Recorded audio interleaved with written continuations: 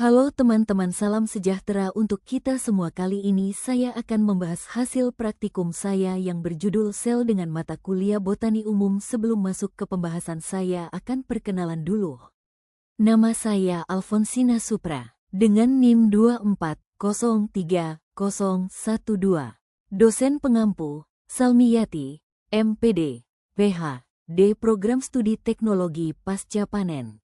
Institut Teknologi Perkebunan Pelalawan Indonesia 2024/2025. Latar belakang, sel merupakan unit struktural dan fungsional terkecil dari makhluk hidup. Pada tumbuhan, sel memiliki ciri khas yang membedakannya dari sel hewan, seperti adanya dinding sel, vakuola besar, dan plastida, termasuk kloroplas yang berfungsi dalam proses fotosintesis. Keunikan struktur ini memungkinkan tumbuhan untuk menghasilkan makanan sendiri melalui proses fotosintesis dan menjaga bentuk tubuhnya secara stabil. Campbell et al. 2012. Pemahaman tentang sel tumbuhan sangat penting dalam bidang biologi karena menjadi dasar dalam mempelajari jaringan, organ, hingga sistem kehidupan tumbuhan secara keseluruhan. Selain itu, ilmu tentang sel tumbuhan juga menjadi dasar dalam berbagai aplikasi bioteknologi, seperti rekayasa genetika tanaman, kultur jaringan, dan pertanian modern. Raven et al. 2014.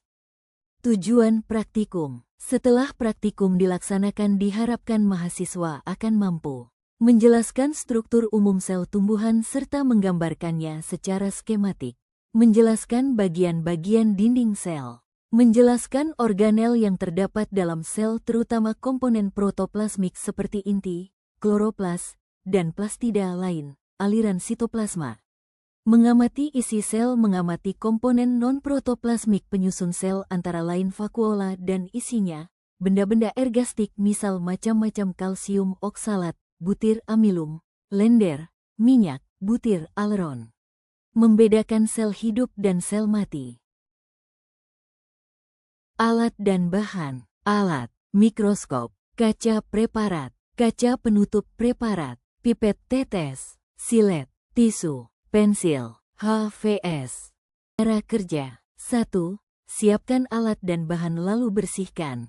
2. Irislah batang bayam duri setipis mungkin. Setelah itu letakkan hasil irisan pada kaca benda A dan berilah sedikit air dan tutup dengan penutup. Lalu amatilah bentuk sel menggunakan mikroskop dan gambarkan hasilnya di laporan.